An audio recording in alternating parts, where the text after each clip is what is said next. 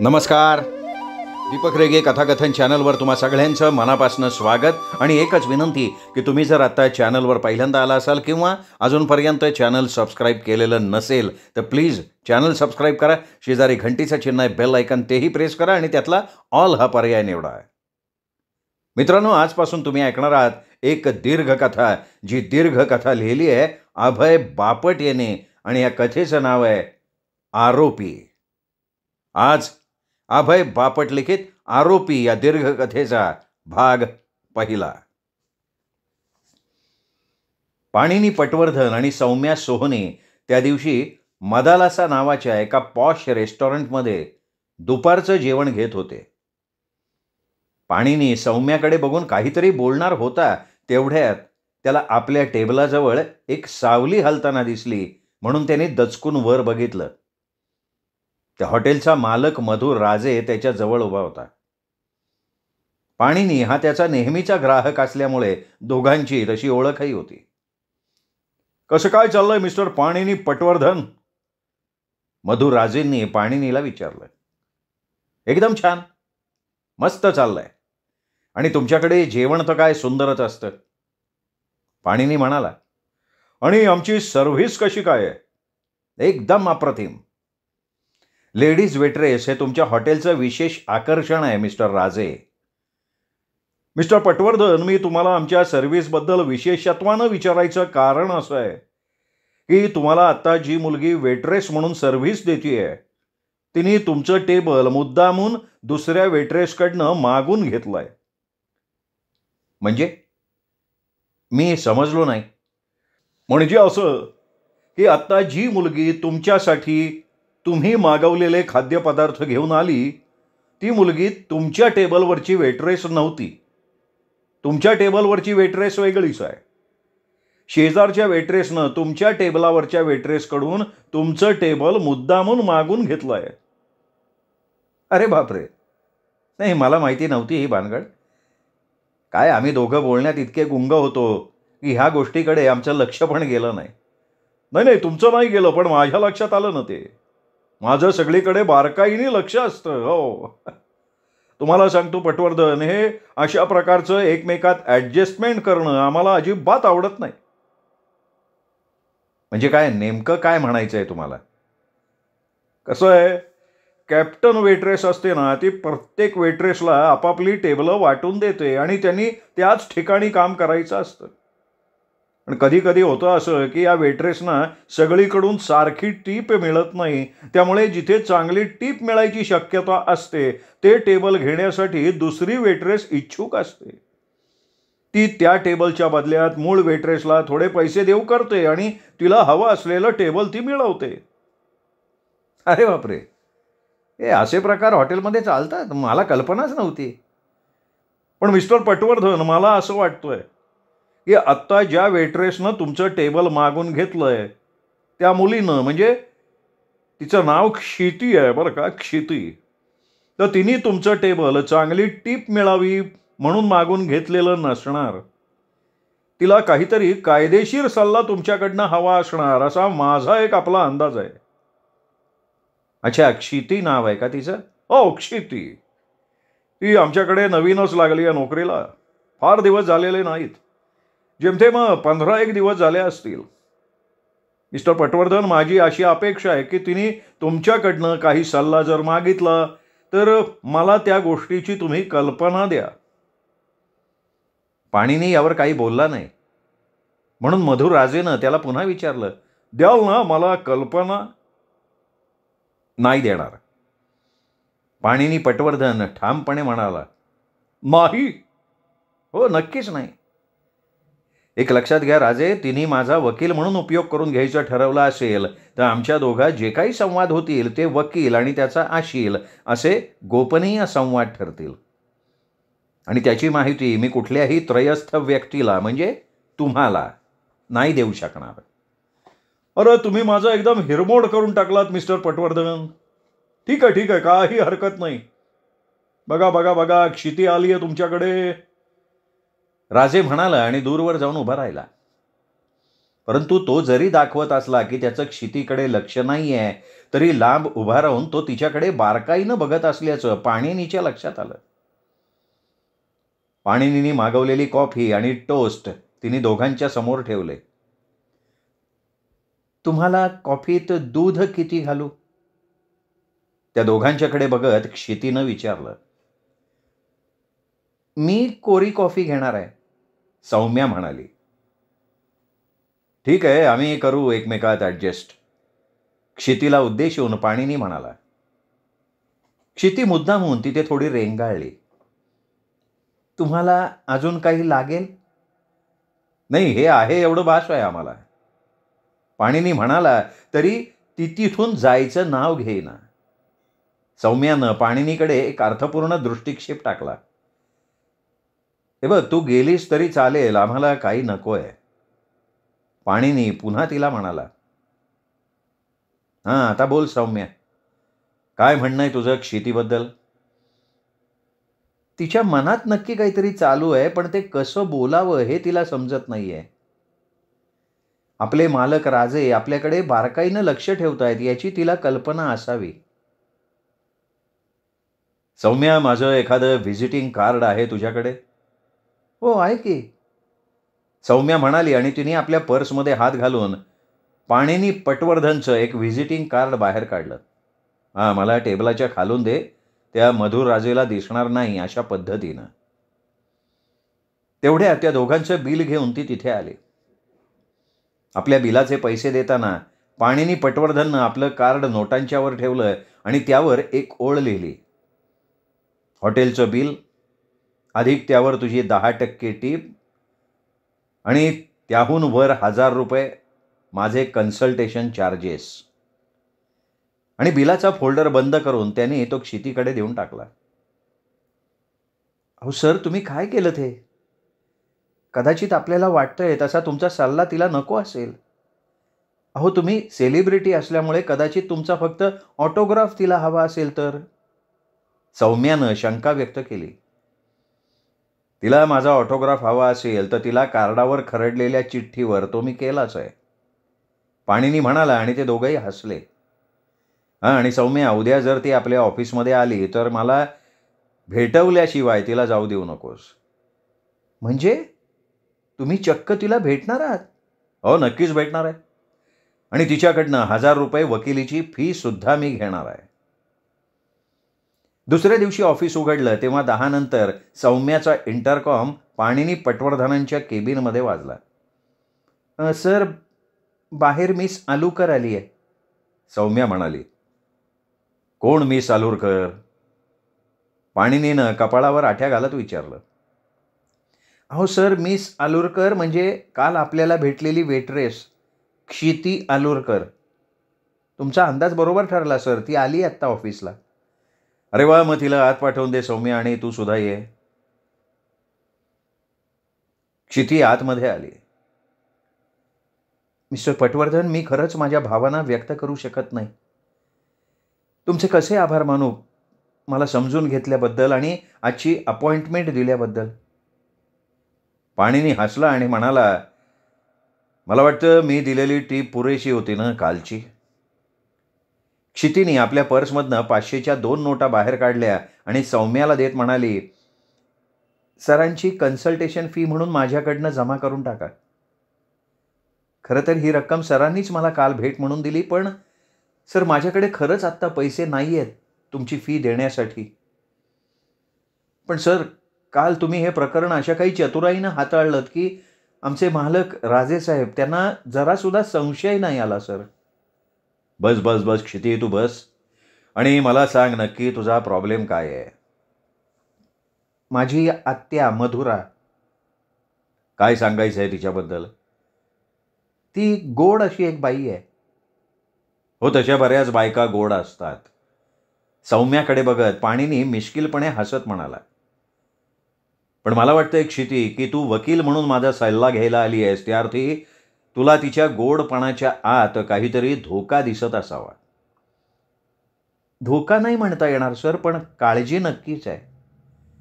मला जरा थोडक्यात सांगशील नेमकं काय आहे? सर, मी 22 वर्षांची आहे. माझे आई-बाबा 6 महिन्यांपूर्वी एका अपघातात गेले.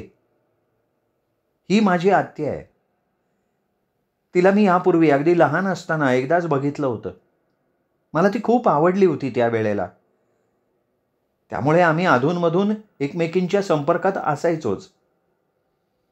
तू जेव्हा तुझ्या आत्याच्या संपर्कात असायचीस, तेव्हा तू नक्की काय करायचीस?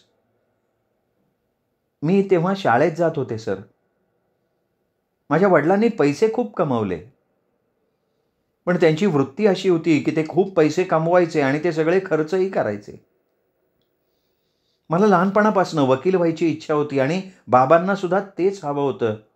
त्यांना वाटायचं मी कायद्याचं शिक्षण घ्यावं. अगदी त्यांच्या मृत्यूपर्यंत मी लॉ करत होते. त्यांचा मृत्यू हा मला फार मोठा धक्का होता, पण जेव्हा आर्थिक फटका बसला ना, तो फार मोठा धक्का होता सर. मला असं वाटतंय की तुझ्या वडिलांनी पुष्कळ पैसा कमावलेला असावा. सर्वसाधारण व्यावहारिक भाषेत सांगायचं तर पैसा पुष्कळ कमावला, पण तो अशा पद्धतीनं कमावला की त्यांचा मृत्यू झाल्यानंतर त्या पैशाचा ओघ एकदम कमी झाला, म्हणजे जवळजवळ बंदच झाला म्हणा ना. सगळ्यात आधी माझ्या लक्षात आलं की त्यांनी आम्ही राहत असलेलं घर गहाण टाकलेलं होतं. आमच्याकडे असलेल्या गाड्या सुद्धा उधारीवर घेतल्या होत्या आणि घराच्या कर्जाचे बरेच हप्ते थकलेले होते. माझ्या वडिलांची जगायची हीच पद्धत होती. कमवा, खर्च करा, उद्याची चिंता करू नका. पुढे पुढे त्यांना अशी सवय लागली की प्रत्यक्ष उत्पन्न मिळायच्या आधीच ते उत्पन्न मिळणार म्हणून ते खर्च करून टाकायला लागले. तुझ्या आईने त्यांच्या या वागण्याला कधी हरकत नाही घेतली. ती खूप साधी बाई होती मिस्टर पटवर्धन. पती म्हणजे आपल्यासाठी देव मानणाऱ्या ज्या बायका असतात ना, त्या प्रकारची ती बाई होती. बाबांनी घेतलेल्या निर्णयाला तिने नेहमीच डोळे झाकून पाठिंबा दिला. माझ्या वडिलांनी त्यांच्या आयुष्यात कधीही आयुर्विमा घेतला नाही. त्याच्यावर त्यांचा विश्वासच नव्हता पटवर्धन. मला असं वाटतंय की तुला असं पुढे सांगायचं असावं की या सगळ्या पार्श्वभूमीवर तुझी आत्या म्हणजे मधुरा, तिने तुला आसरा दिला, म्हणजे तुला तिच्याकडे बोलवून घेतलं आणि राहण्याच्या दृष्टीनं सहारा दिला. बरोबर आहे? अगदी बरोबर आहे. कारण माझ्यापुढे सुद्धा त्या वाचून दुसरा पर्यायच नव्हता. का पर्याय काय नव्हता? तू नोकरी करायचं ठरवलं असशीलच. तिच्याकडे राहायला यायच्याऐवजी तू तुझ्याच शहरात राहून तुझ्याच वयाची एखादी रूम पार्टनर मिळवून तुझा चरितार्थ चालवू शकली असतीस की. वास्तवात ते शक्य झालं नाही मला पटवर्धन. कारण वडिलांच्या हयातीत मी अत्यंत श्रीमंत असं जीवन जगलेले होते. कायम कारनं फिरले होते.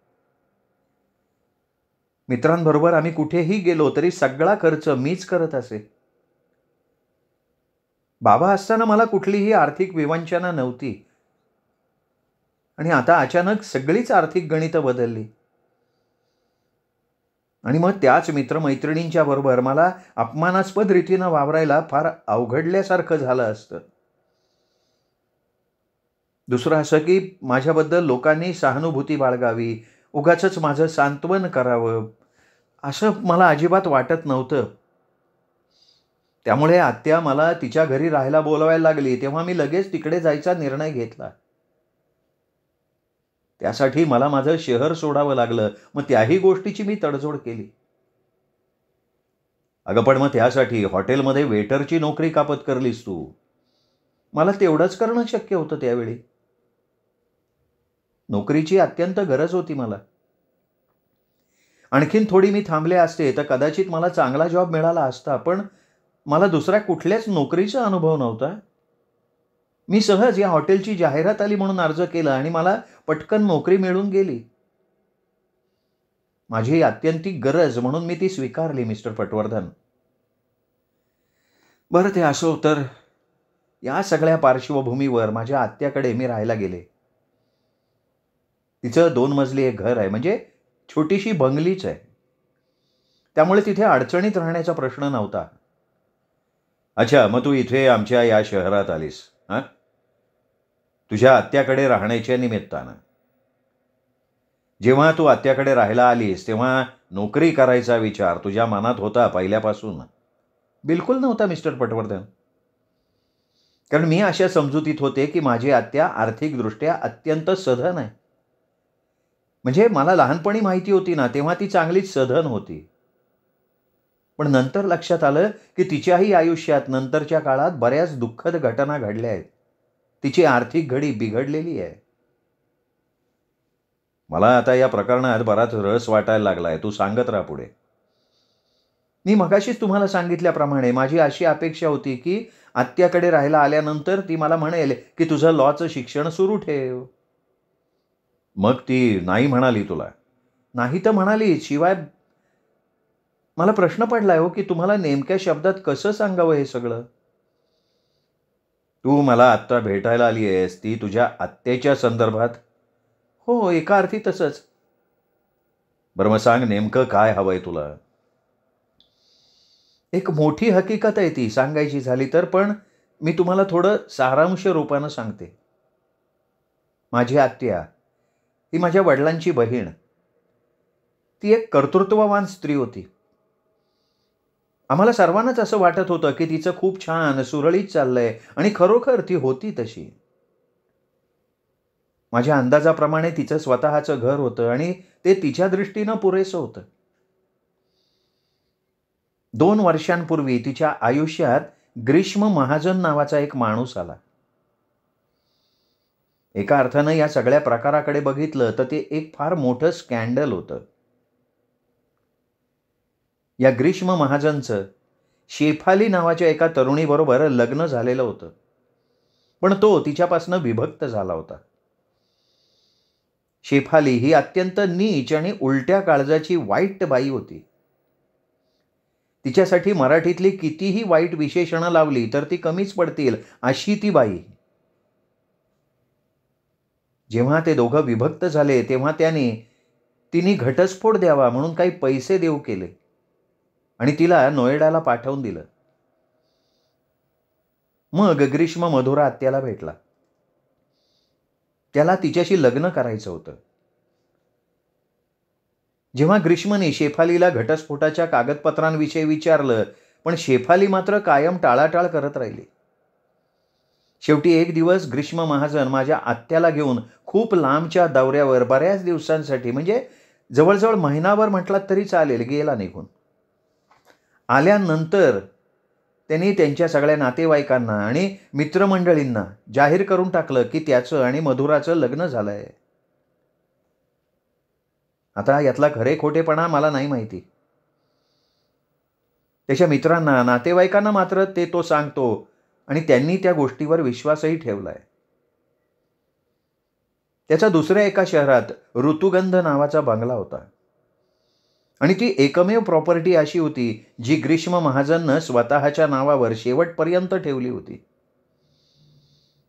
त्याआधी त्यांनी सगळे पैसे शेफालीला घटस्फोटाला राजी करण्यासाठी खर्च केले होते. ऋतुगंध बंगल्याच्या जवळ एका AYC क्रिकेट क्लब नावाच्या क्रिकेट क्लब आहे. त्या क्लबचा हा ग्रीष्म महाजन सभासद होता. ऋतुगंध बंगल्यावर असताना एक दिवस ग्रीष्म महाजन क्रिकेट खेळायला म्हणून गेला आणि त्याच मैदानात मेलेला आढळला. क्लबवाल्यांनी त्याच्या पत्नीला म्हणजे शेफालीला निरोप दिला. तिला बोलावून घेतलं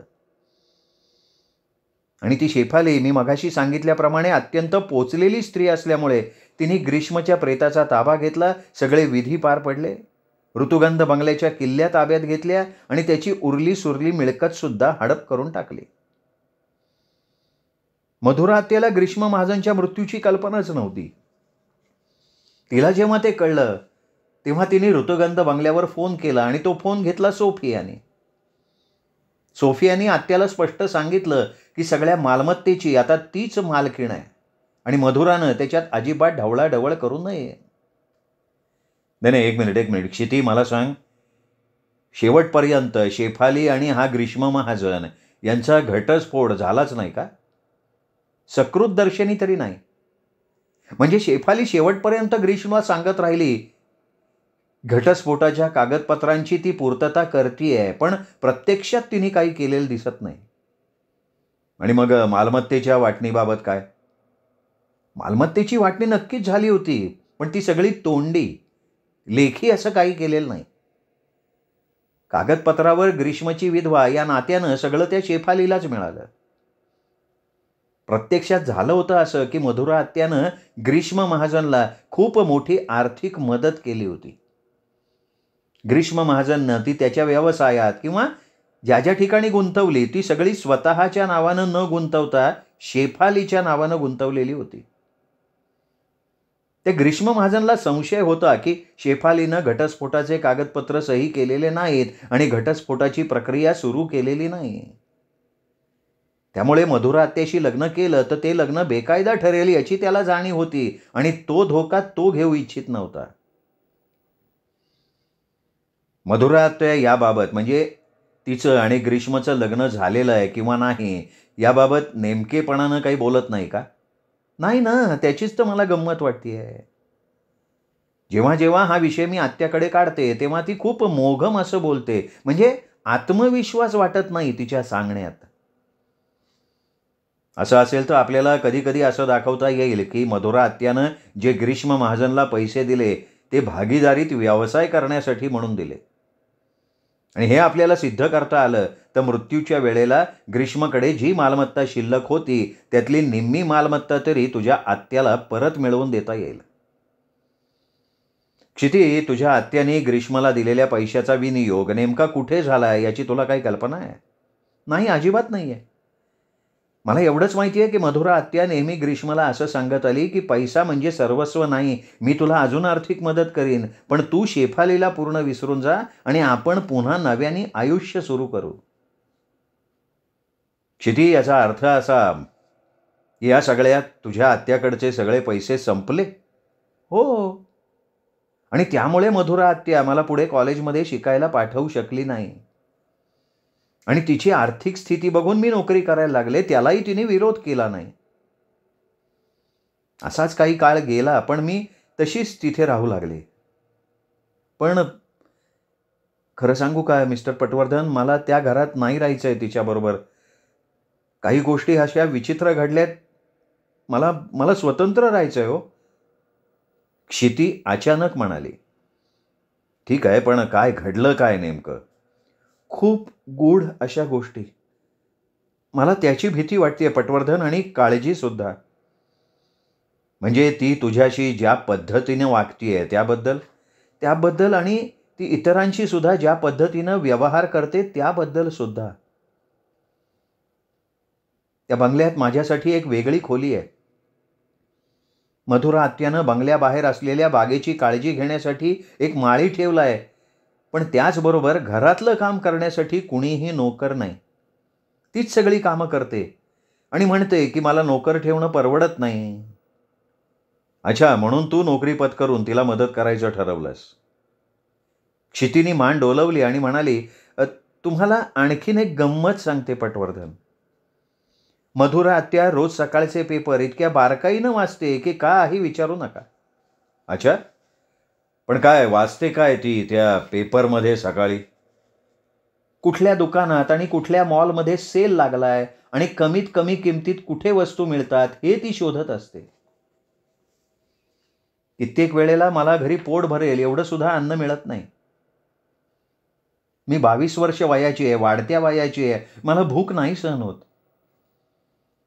मग शेवटी नाईलाजानं मी नोकरी पत्करली आणि तुमच्या मगाशच्या प्रश्नाचं उत्तर देते की हॉटेलचीच नोकरी का पत्करली याचं कारण किमान मला तिथे पोटभर खायला तरी मिळेल. तुझा हॉटेलचा मालक म्हणजे मिस्टर राजे तुझ्या कामावर खुश आहे? नाही, काही कल्पना नाही. म्हणजे त्याच्या लेखी मी तिथे नोकरी करतेय का नाही हे त्याला माहीत असेल का नाही हे सुद्धा मला सांगता येणार नाही. पण आमचा जो कॅप्टन आहे ना तो खूप चांगला आहे.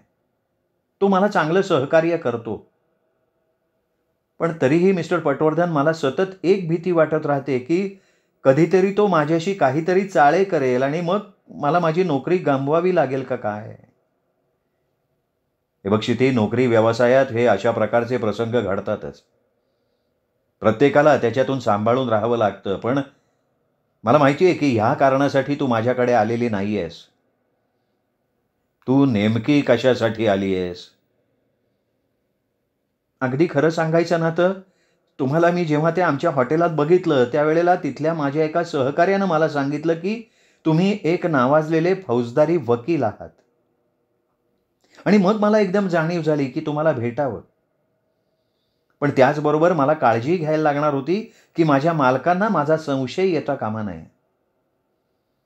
पण मिस्टर पटवर्धन तुम्ही हे सगळं इतक्या कौशल्यानं हाताळलं की माझ्या मनावरचा ताण हलका झाला. क्षिती, मला अजूनही माझ्या प्रश्नाचं उत्तर मिळालेलं नाहीये. तुला नेमका त्रास काय आहे? मिस्टर पटवर्धन, मला एक संशय आहे की माझी आत्या ही एक फार मोठा फ्रॉड आहे आणि ती जे आयुष्य जगतीये ते आयुष्य खोटं आहे. म्हणजे नक्की काय म्हणायचंय? म्हणजे बघा ना, एकीकडे ती स्वस्त वस्तू कुठे मिळतील हे पेपरमधल्या जाहिराती वाचून त्या दुकानात खरेदीला जाते. वेगवेगळ्या दुकानात आणि मॉलमध्ये फिरते. पण त्यातही मजा अशी आहे की जाताना ती टॅक्सीनं जाते. एका ठिकाणी उतरल्यानंतर ती टॅक्सी तशीच चालू ठेवते. एका मॉलमधनं बाहेर आल्यावर तीच टॅक्सी घेऊन दुसऱ्या दुकानात जाते. पुढच्या खरेदीपर्यंत पुन्हा ती टॅक्सी तशीच ठेवते. म्हणजे एकीकडे स्वस्त वस्तू घ्यायचा हव्यास आणि दुसरीकडे टॅक्सीचा खर्च, हे दोन परस्पर विरोधी नाहीये का? ही टॅक्सीची एक गोष्ट सोडली तर इतर बाबतीत ती नॉर्मल आहे का? अजिबात नाही. तिच्या झोपायच्या खोलीत एक मोठं कपाट आहे आणि त्या कपाटात खूप खोकी आहेत.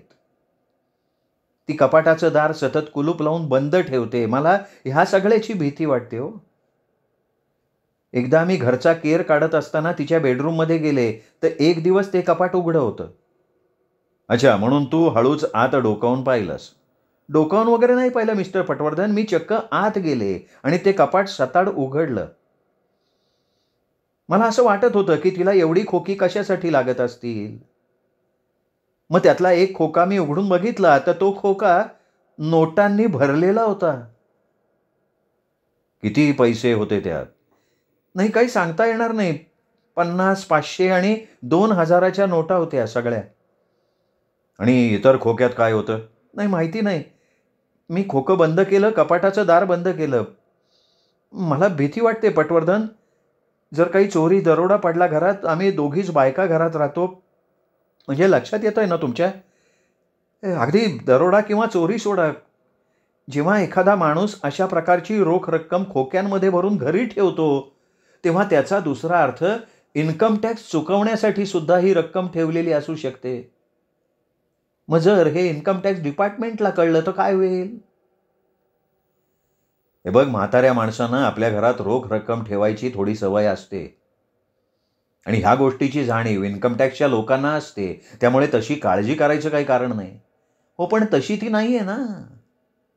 ती काही म्हातारी नाहीये. फक्त 50-55 वय आहे हो तिचं.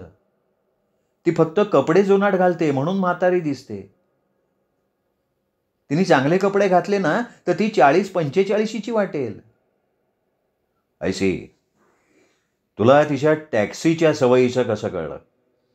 हां, एक दिवस मला सुद्धा माझ्या काही गोष्टींच्या खरेदीसाठी मार्केटमध्ये जायचं होतं, म्हणून मी एका मॉलमध्ये जायला निघाले तर तेवढ्यात आत्या टॅक्सीतनं उतरताना दिसली. आणि ती टॅक्सी ड्रायव्हरला बाहेर तशीच उभी करून मॉलमध्ये खरेदीला जाताना दिसली. I see. मग तू काय केलंस? मी बाहेर एका आडोशाला लपून बसले. थोड्या वेळाने, म्हणजे 10-15 मिनिटांनी ती बाहेर आली तेव्हा तिच्या हातात कसलं तरी एक छोटंसं पॅकेट होतं, म्हणजे बिस्किटाचा पुडा वगैरे. ती टॅक्सीत बसली आणि निघून गेली ती. माझ्या जवळच टॅक्सी वळली तेव्हा मला दिसलं की टॅक्सीत इतर सुद्धा काही पॅकेट्स होती. घरातून निघताना आणि घरी परत येताना ती टॅक्सी वापरत नाही, अजिबात नाही. घरातून निघाली की ती बसस्टॉपवर जाते आणि घरी परत येताना पुन्हा जवळच्या बसस्टॉपवरून उतरून घरी चालत येते. येताना तिच्या हातात खरेदी केलेली पॅकेट्स असतात. अच्छा, हा सगळा प्रकार तुला विचित्र वाटतोय म्हणून तुला माझ्याशी बोलायचं होतं का? पटवर्धन सर, मला तुमचा सल्ला हवाय. मला अशी इच्छा आहे की मी तिला सोडून जाते असं तिला वाटता कामा नये. पण त्याचबरोबर मला त्या घरी राहायचंही नाहीये. का तुझ्या आत्याला असं का वाटेल की तू तिला सोडून चालली आहेस? काय आहे की तिने आत्तापर्यंत बरीच दुःख भोगली आहेत. माझे वडील हे तिचे एकुलते एक भाऊ होते. माझ्याशिवाय तिला दुसरं कोणी नातेवाईक नाही. त्यामुळे मला तिच्याबद्दल तसं वाईटच वाटतंय. आणि त्या ऋतुगंध बंगल्याचं पुढे काय झालं ग? पाणिनीने अचानक विचारलं. शेफाली राहते ना तिथे. ग्रीष्म महाजनची विधवा या नात्यानं तिला सगळा हक्क मिळावा म्हणून तिने अर्ज केलाय कोर्टात. त्या ग्रीष्म महाजननं मृत्यूपत्र केलेलं नव्हतं? नक्कीच केलं होतं. ऋतुगंध बंगल्यातच ग्रीष्म महाजनचं ऑफिस होतं. तिथे ते मृत्यूपत्र ठेवलेलं होतं. पण त्याच्या मृत्यूनंतर ते शेफालीला मिळालं आणि तिने ते नष्ट करून टाकलं. ग्रीष्म महाजनला दुसरा कोणी नातेवाईक नाहीये? नाही. शेफालीचं आधी लग्न झालेलं होतं आणि त्या लग्नापासून तिला एक मुलगा सुद्धा आहे. त्या मुलाचं नाव आहे चंद्रवदन विखारे. एकुलता एक मुलगा आहे तो. बाकी कुणीही नातेवाईक नाही. तिने ग्रीष्म महाजनची जी जी प्रॉपर्टी हडप केली आहे ती प्रत्यक्षात ग्रीष्मने माझ्या आत्याने दिलेल्या पैशातून खरेदी केलेली होती. मग तुझ्या आत्याने शेफालीच्या या कृत्यावर काही हरकत नाही घेतली? छे हो, माझी आत्या म्हणजे एखाद्या मांजरासमोरचा उंदीर. आत्या असं भासवतीये की जणू काही तिच्या हातात काहीतरी हुकमाचं पान आहे. पण मग तरी सुद्धा ती असलं घाणेरडं काळजीचं जीवन का जगतीये आणि त्या दुमजली झपाटलेल्या बंगल्यात का राहतीये हे मला समजत नाही. असं झालंय. झपाटलेल्या बंगल्यात? पाणिनीने विचारलं. क्षितीने आपली नजर खाली वळवली आणि म्हणाली, सॉरी मिस्टर पटवर्धन, माझ्या तोंडून चुकून तो शब्द गेला. खरं तर मी तुम्हाला सांगणार नव्हते काही. अरे झपाटलेली घरं म्हणजे माझ्या आवडीचा विषय आहे. आणि तुझ्या आत्याचं घर जर झपाटलेलं असेल तर मला त्याच्याबद्दल माहिती करून घ्यायला आवडेल. नक्कीच. तुला ते घर झपाटलेलं वाटतं म्हणजे तुला नक्की काय ऐकू येतं तिथं? ओरडण्याचे आवाज, किंकाळ्या का पावलांचे आवाज? पावलांचे आवाज रात्रीच्या वेळी. कशा प्रकारे पावलं वाजतात? चालतानाची पावलं. पण ती अशा ठिकाणी चालल्याचे आवाज येतात की त्या ठिकाणी कोणी माणूस चालूच शकणार नाही. का बरं? जिन्यावर चढताना आणि उतरतानाचे आवाज. नंतर कॉरिडॉरमध्ये अंधारात चालतानाचे आवाज. कधी कधी थांबून मध्येच कुजबुजल्याचा आवाज आणि पुन्हा चालत जातानाचे आवाज. क्षिती, अगं कदाचित तुझ्या आत्याकडे कोणीतरी गूढपणे भेटायला येणारा पाहुणा असावा. नाही, ते शक्य नाही. एवढ्या अंधारात कुणीही येऊ शकणार नाही आणि चालू तर शकणारच नाही. एकदा मी अचानक दार उघडून पावलांचा आवाज कुठून येतो याचा कानोसा घ्यायचा प्रयत्न केला होता, पण मला कोणी दिसलंच नाही. पाणिनी पटवर्धननं या सगळ्या वस्तुस्थितीचा शांतपणे विचार केला आणि क्षितीला म्हणाला, क्षिती, अगदी प्रामाणिकपणे सांगतो, हे जे काही तू सांगतेस ते मला आवडलेलं नाही. तुझ्या परिस्थितीत आत्ता आहेस ती परिस्थिती मला आवडलेली नाही. मला असं वाटतं की तू तिथून बाहेर पडलं पाहिजेस. कधी? आत्ता, लगेच. जोपर्यंत परिस्थिती याहून अधिक चिघळलेली होणार नाही तोपर्यंत बाहेर पडतो. आणि मधुरा त्याला काय उत्तर देऊ? तिला हे सांगू की त्या खोक्यात नोटा ठेवत असल्याचं मला माहिती झालं आणि नाही, तिला असलं काही सांगायचं नाही. तिला एवढंच सांग की तुला समवयस्क अशी एक मैत्रीण भेटली आणि तिच्याबरोबर तू दुसरीकडे एकत्र राहायला जायचं ठरवलंयस. अहो, पण ह्या गोष्टीला वेळ लागेल. आणि आता मी जेवढे पैसे कमवते त्यापेक्षा जास्त खर्च मला त्यामुळे करावा लागेल. हे बघ, खर्च वगैरे गोष्टी नंतरच्या, त्या कशा बसवायच्या ते आपण नंतर बघू. पण तू मला तातडीनं ती जागा सोडायला हवी आहेस. तातडीनं म्हणजे? तू कामावर कधी जातेस? आज माझी ड्युटी 11:30ची आहे. म्हणजे 11:30 ते 3:30. 3:30 ते 5 आम्हाला मधली सुट्टी असते. 5 नंतर पुन्हा 9 वाजेपर्यंत काम. मग मधल्या सुट्टीच्या वेळेला तू पुन्हा घरी जातेस? नाही, तिथेच आम्हाला खोली दिली आहे फ्रेश व्हायला, विश्रांती घ्यायला. थोडा वेळ आम्ही तिथे घालवतो, एखादी डुलकी काढतो आणि पुन्हा कामावर रुजू होतो. ठीक आहे, रात्री 9 वाजता जेव्हा तुझी ड्युटी संपेल आणि घरी येशील तेव्हा तुझं सगळं सामान भर आणि तिथून बाहेर पड. अहो, पण जाणार कुठे मी? मी मी नाही जाऊ शकत हो. एखाद्या हॉटेलवर जा. पण त्या घरात न थांबता लगेच बाहेर पड. आजच. नाहीतर त्यात धोका आहे. म्हणजे त्या घरात असलेल्या पैशावर बाहेरच्यांचा डोळा असू शकतो आणि तसं झालं तर सगळ्यात प्रथम संशयित म्हणून तुझं नाव पुढे येईल. आत्ता जरी तुझी आत्या मधुरा तुझ्याशी चांगलं वागत असली तर तूही तुझं कर्तव्य पार पाडतीयस, नोकरी करून पैसे कमवतीयस, तिला घरकामात मदत करतीयस. त्यामुळे तिला सोडून जाताना तुला अवघडल्यासारखं वाटायचं काही कारण नाही. पटवर्धन सर, मी विचार केला होता की मधुरा आत्याचा पाठलाग करण्यासाठी एखादा गुप्तहेर नेमावा का काय? नाही, अजिबात नाही.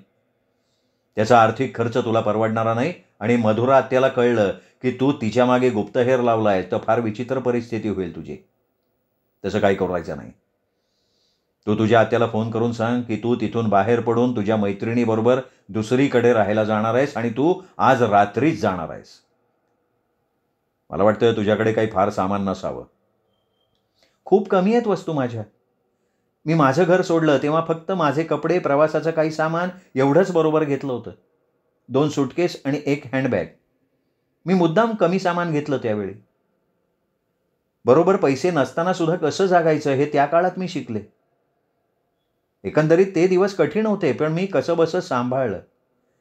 तेव्हा त्या घराच्या बाहेर पड, जेवढं शक्य आहे तेवढ्या लवकर. आणि इथे सौम्याकडे एक चिठ्ठी लिहून ठेव. त्यावर तुझ्या आत्याचं नाव आणि पत्ता लिहून ठेव. तुला राहण्यायोग्य हॉटेल मिळालं की त्या हॉटेलचं नाव, पत्ता, फोन नंबर मला कळवायची व्यवस्था कर. मी तुम्हाला तुमच्या ऑफिसच्या वेळेत भेटू शकते ना? ऑफिसच्या वेळेत तू भेटू शकतेस आणि ऑफिस नसताना तू मला कनक ओजस याच्या ऑफिसमार्फत भेटू शकतेस. माझं गुप्तहेर म्हणून काम मी कनक ओजसला देतो. त्याच्या ऑफिसमध्ये याच इमारतीत याच मजल्यावर ऑफिस आहे. आम्ही दोघे बालपणापासूनचे मित्र आहोत. तो गुप्तहेर झाला आणि मी वकील झालो, एवढा काय तो फरक. अहो खरंच, मी लिफ्टनं येत होते ना तेव्हा मला त्यांचं नाव दिसलं या मजल्यावर आणि माझ्या मनात ते नाव बघूनच असं आलं की आत्यावर नजर ठेवायला गुप्तहेर बघावा. नाही, तो विचार आता करू नकोस. तू तुझा प्रॉब्लेम मला सांगितलास ना, आता मी सांगेन तसं तू वाग. तुझ्या आत्याला फोन कर, तिला कळवून टाक तू आज रात्री घर सोडतीयस. आणि जेव्हा तू घरी पोहोचशील तेव्हा लगेच तुझे कपडे आणि आवश्यक त्या वस्तू बॅगेत भर आणि तिथनं निघ. सरळ टॅक्सी कर, जवळच्या हॉटेलमध्ये जाऊन राहा. तुझी मधुरा आत्या राहते त्या घरचा पत्ता काय आहे? क्षितीनं आपल्या पर्समधनं एक कार्ड काढलं, ते पाणिनीच्या हातात ठेवलं. पाणिनीने तिला दिलेला पत्ता नीट वाचला. आता तू जिथे राहतेस त्या घरापासून अर्धा ते 1 किलोमीटर अंतरावर एका चौकात बऱ्यापैकी हॉटेल दिसतील तुला, मिळून जातील तुला. आणि तू आत्ता ऑफिसला जाताना ज्या बसनं जातेस त्या बसच्या रूटवरचीच ही हॉटेल आहेत. पण आत्ता जाताना टॅक्सीनं जा, बसची वाट बघू नकोस. कारण रात्र होईल. उगाच रस्त्यात एकटी थांबू नकोस बस करता. हो सर, नक्की टॅक्सी करून जाईन. काय का तुझी मधुरा साधारण दिसायला कशी आहे? साधारण 5 फूट 3 इंच, 50-55 वयाची वाटते, पण आहे 45ची. मध्यम बांधा, घारे डोळे, कुरळे केस, 60 किलो वजन असेल. दिसायला एकदम तरतरीत आहे. छान व्यवस्थित राहिली, चांगला ड्रेस अंगात घातला तर 35ची सुद्धा दिसेल, पण साधे कपडे घालते त्यामुळे वृद्ध वाटते. ठीक आहे, अंदाज आला मला. मला फोन करून कळव कुठल्या हॉटेलमध्ये राहिली आहेस. मी तुला कुठं भेटायचं ते सांगतो. पाणिनी पटवर्धन म्हणाला आणि त्यांनी क्षितीला निरोप देऊन टाकला.